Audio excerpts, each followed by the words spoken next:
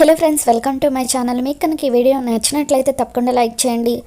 గుప్తాకి రామ్మూర్తి, మంగళ ఇద్దరు కూడా ఎదురు పడిన తర్వాత అప్పుడు రామ్మూర్తి ఈరోజు నా కూతురికి పెళ్లి జరుగుతుందని కొద్ది రోజుల క్రితం పంతులు గారు చెప్పారని, ఇది దైవ నిర్ణయం అని కూడా చెప్పారని రామ్మూర్తి చెప్పడంతో అప్పుడు మంగళ, ఏమయ్యా ఇక్కడే మాట్లాడుతూ కూర్చుంటావా, లేదంటే లోపలికి వెళ్ళి బాగి ఎక్కడుందో వెతుకుతావా, త్వరగా పదవయ్యా అంటూ మంగళ రామ్మూర్తిని తీసుకుని లోపలికి వెళ్తూ ఉంటే, సరే నేను వస్తాను బాబు అంటూ రామ్మూర్తి అలా లోపలికి పరిగెత్తుకుంటూ వెళ్తూ అనుకోకుండా అక్కడున్న వాటర్ బాటిల్స్ని కింద పడేయడంతో గీత చెరిగిపోతుంది.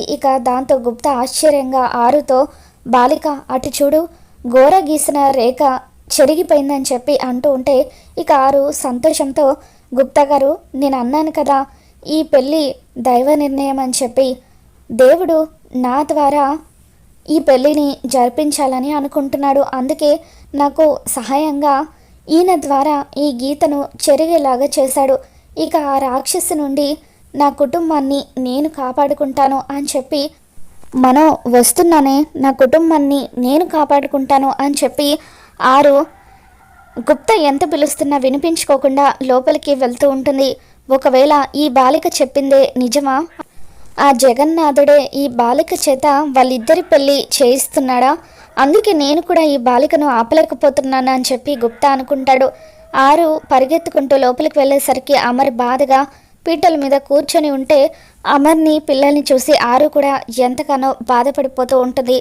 మరోవైపు మనోహరి ఎంతో ఆనందంతో ఒక దగ్గర నిలబడి ఉంటుంది. అప్పుడు ఆరు మనోహరి దగ్గరకు వచ్చి, ఓసే మనో, ఒకవేళ ఈ పెళ్ళి గనక జరిగితే నా కుటుంబాన్ని నువ్వు నాశనం చేస్తావు, అప్పుడు నా కుటుంబం ఓడిపోయినట్టు అవుతుంది, నువ్వు గెలిచినట్టు అవుతుంది, నా కుటుంబం ఓడిపోతే నేను కూడా ఓడిపోయినట్టే, అందుకే ఎలాగైనా సరే ఆయనతో మిస్సమ్మ పెళ్ళి జరిపించి నువ్వు ఓడిపోయేలాగా చేస్తాను, కానీ నీ ఓటమి నా గెలుపు ఎప్పటికీ అవ్వదే, ఎందుకంటే చిన్నప్పటి నుండి మనం అనాథలంలాగా పెరిగాము, మనకంటూ ఎవరూ లేరు, నువ్వు ప్రేమతో ఈ పెళ్లి చేసుకుంటున్నానని అనుకుంటున్నావు, నిజానికి నీది ప్రేమ కాదు పంతం, అయినా నిన్ను కాదని నన్ను పెళ్లి చేసుకున్నారన్న పంతంతో ఇదంతా చేస్తున్నావు, కానీ నీ మీద నాకు కోపం ఎప్పటికీ ఉండదు, ఎందుకంటే నా పెళ్లి జరగక ముందు వరకు కూడా నాకంటూ ఉన్న ఒకే ఒక కుటుంబానివి నువ్వు, నీ కోసం నీ తలరాత కోసం ఈ ప్రపంచంతో నేను పోరాడాలని అనుకున్నాను, కానీ ఈరోజు నా కుటుంబాన్ని కాపాడుకోవడం కోసం నీతోనే యుద్ధం చేసే పరిస్థితి వచ్చిందని చెప్పి ఆరు, దయచేసి నా కుటుంబాన్ని నా భర్తను వదిలేసి దూరంగా వెళ్ళిపోవే, నీకు దండం పెడతానని చెప్పి మనోహరితో అంటూ ఉంటుంది. మరోవైపు బాగి ఒక దగ్గర నిలబడి ఈ పెళ్ళి ఎలా ఆపాలా అని చెప్పి ఆలోచిస్తూ ఉంటుంది. రామ్మూర్తి, మంగళ ఇద్దరు కూడా లోపలికి వచ్చేసిన తర్వాత మంగళ రామ్మూర్తితో, ఏమయ్యా త్వరగా మన బాగి ఎక్కడుందో వెతుకు, వెంటనే ఇంటికి తీసుకెళ్ళిపోదామని చెప్పి అంటూ ఉంటే అప్పుడు రామ్మూర్తి, మనం వచ్చింది బాగిని ఇక్కడ నుండి తీసుకువెళ్ళడానికి కాదు, జరిగేది చూడ్డానికి, ముందు నువ్వు నీ పని చూసుకో, నా కూతురు ఎక్కడుందో నేను వెతుకుతానని చెప్పి రామ్మూర్తి అంటాడు. మంగళ ఏమో, మనోహరికి ఈ విషయం తెలిస్తే నన్ను కూడా చంపేస్తుంది, మనోహరికి ఈ విషయం తెలియకముందే బాగిని ఇక్కడ నుండి తీసుకెళ్ళిపోవాలని చెప్పి మంగళ కూడా బాగి కోసం వెతుకుతూ ఉంటుంది. మరోవైపు ఆరు బాగి దగ్గరికి వస్తుంది. బాగి ఏదో ఆలోచిస్తూ సడన్గా వెనక్కి తిరిగేసరికి ఆరు కనిపించడంతో ఆరుని చూసి బాగి దడుచుకుంటుంది.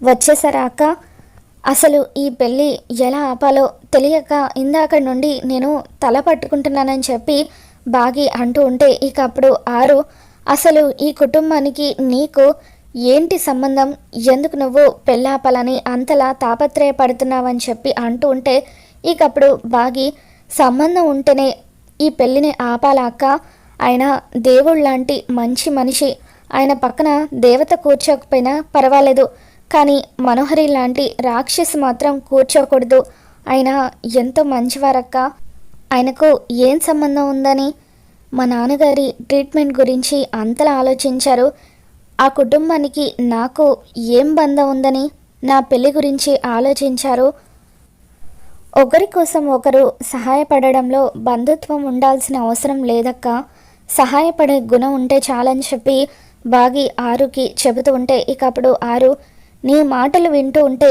నాకు చాలా సంతోషం కలిగిస్తున్నాయి మిస్ అమ్మ.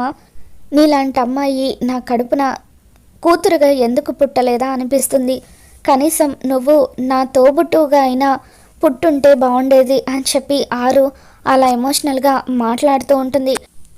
తర్వాత ఆరు, నిజంగా ఆయన అంత మంచివారా అని చెప్పి బాగిని అడుగుతూ ఉంటే, అవునక్క, ఆయన ఎంత మంచివారంటే ఏ అమ్మాయినైనా నువ్వు ఆయన్ని పెళ్లి చేసుకుంటావా అని అడిగితే కళ్ళు మూసుకొని చేసుకుంటానని చెప్పే అంత మంచివారు, రాముడు లాంటి వారు, శివుడంత శక్తివంతమైన వారు, ధర్మం తప్పని ధర్మరాజు లాంటి వారు, అబద్ధాలాడని హరిశ్చంద్రుడు లాంటి వారు, న్యాయం వైపు నిలబడే శ్రీకృష్ణుడు అంటూ అమర్ గురించి బాగి ఎంత గొప్పగా చెబుతూ ఉంటుంది.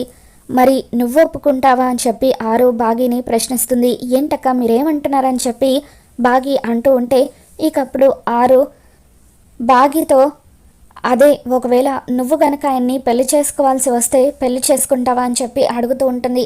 ఇక దాంతో బాగి, తప్పకుండా ఒప్పుకుంటానక్క, ఒకవేళ నాకే కనుక ఆయన్ని పెళ్లి చేసుకునే అవకాశం వస్తే తప్పకుండా నేను ఆయన్ని పెళ్లి చేసుకుంటాను. కానీ ఇప్పుడు టాపిక్ నా పెళ్లి గురించి కాదు, ఈ పెళ్ళి ఎలా ఆపాలో దాని గురించి చెప్పండి అక్క, ఏదైనా ప్లాన్ చెప్పండి అని బాగి అంటూ ఉంటుంది.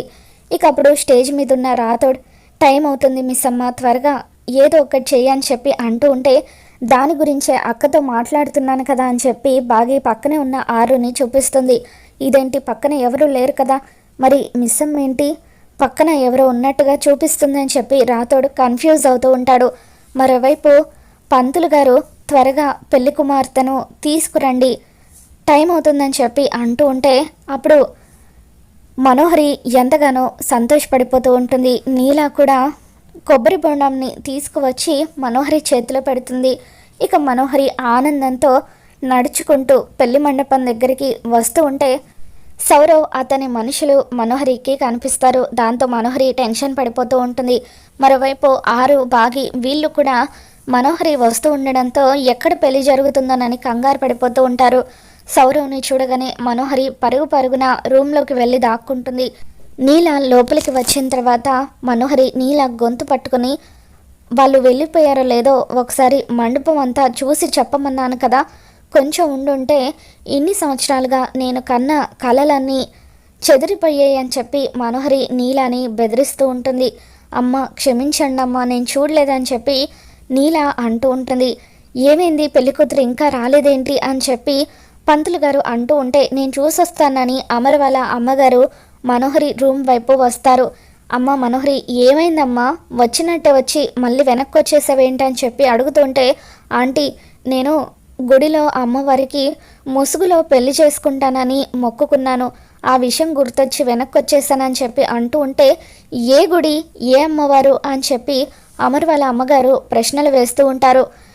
ఇక అప్పుడు మనోహరి, నార్త్ సైడ్ ఒక అమ్మవారికి మొక్కుకున్నానంటీ, చాలా ఏళ్ల క్రితం మొక్కుకున్నాను అని చెప్పి అంటూ ఉంటే, ఏంటో ఇటువంటి ఆచారాలు మాకైతే లేవు అని చెప్పి, సరే నీ ఇష్టం, ముసుగు వేసుకొని రా అని చెప్పి అమర్ వాళ్ళ అమ్మగారు అక్కడి నుండి వెళ్ళిపోతారు. ఇక అప్పుడు మనోహరి నీలతో, వస్తే నీల త్వరగా వెళ్ళి ఒక రెడ్ క్లాత్ తీసుకురా అని చెప్పి అంటూ ఉంటే, అలాగే అమ్మగారు అని చెప్పి నీల వెళ్తుంది.